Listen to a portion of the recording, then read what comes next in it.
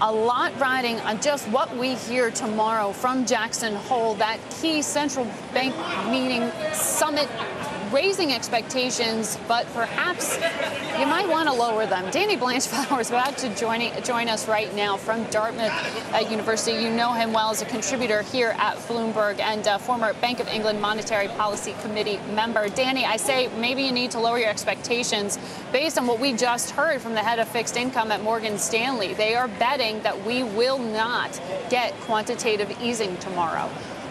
Do you think we will, and do we need it? Well, I don't think we're going to get it tomorrow because Bernanke essentially, as far as I understand it, will be speaking for himself. There has not been a meeting unless there's been a secret meeting we don't know about, and it would have to be agreed by FOMC. So I don't think he's in any way going to say quantitative easing, we're going to do X. The question is, will he hint at it as he did a year ago? Remembering that the world economy is now slowing. We've seen stuff we're going to talk about a little later, I think, about Germany and the UK and others. Right. But remember also that fiscal stimulus is going away in contrast to what happened a year ago.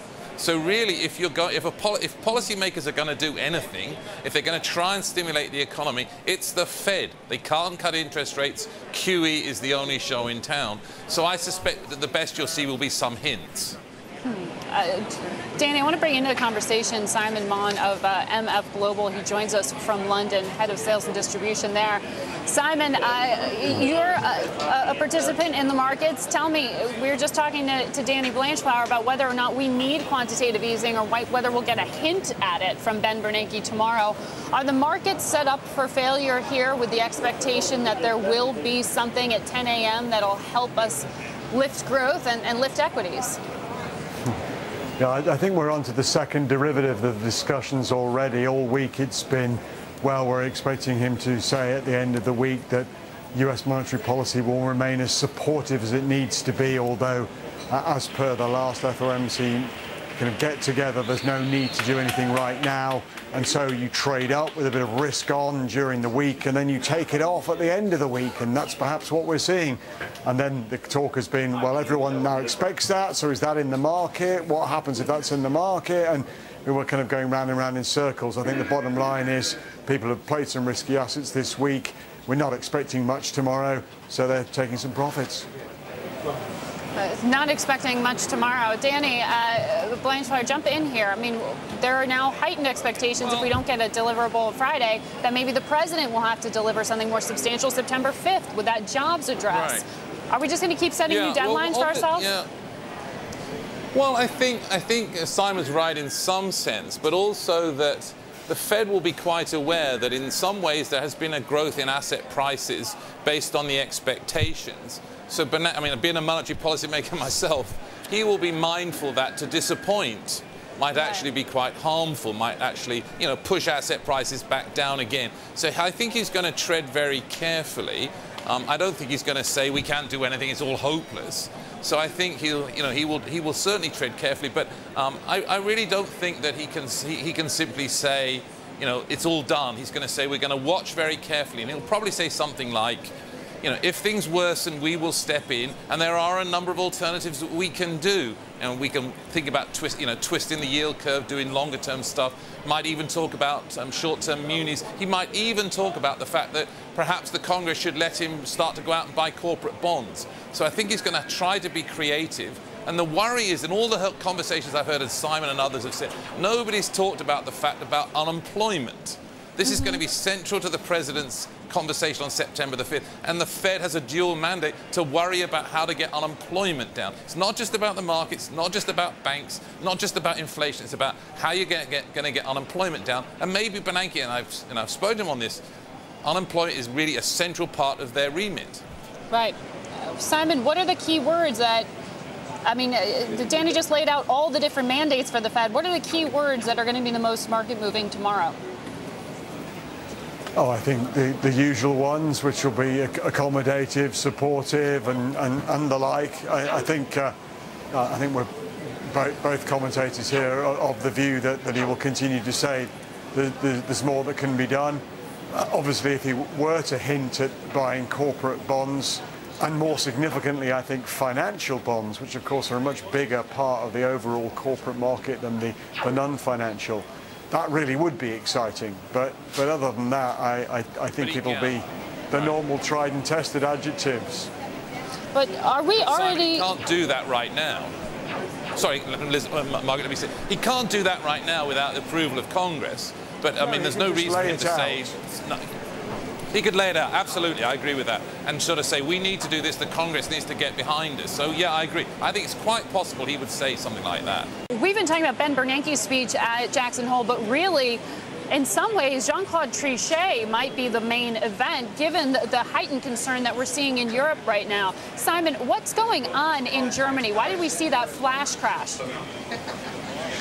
Well, the European markets have moved on a couple of weeks ago. The Italian and the Spanish bond markets were the indicators and the leading indicators for all the other asset classes. The ECB's now stepped into that market.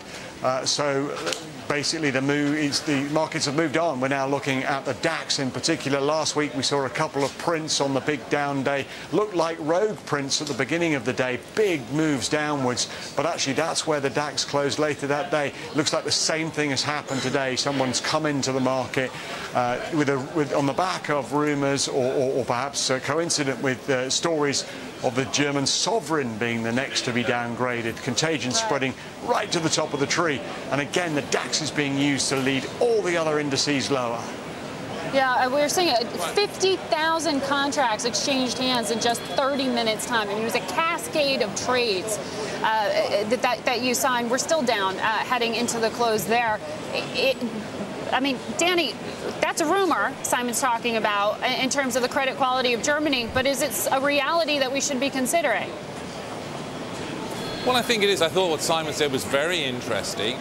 But if you, as a macro person, start to look at what's happened to the data, we saw at the beginning of the week the macro data is moving to Germany. So we saw very poor growth data.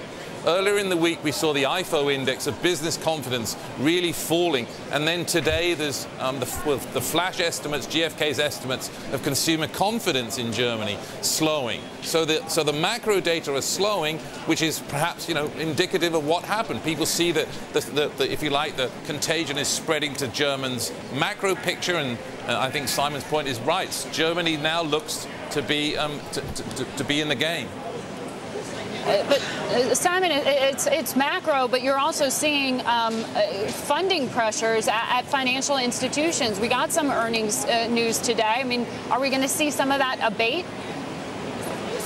Well, one of the interesting things about the funding markets, and we're now watching quite closely moves in the 3-month interbank rate, and interesting, that's ticking up in dollars, it's ticking up in sterling. But it's been reasonably flat in euros, suggesting the stress isn't there.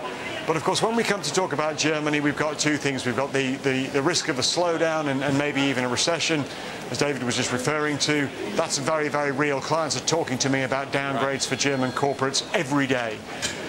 But you've also got the fact that outside of Deutsche Bank, German banks are weak. They're weak and they have large exposure to peripheral sovereigns. And if there is going to be a funding and recapitalization issue, there's an awful lot of small German banks out there that are not well positioned for that.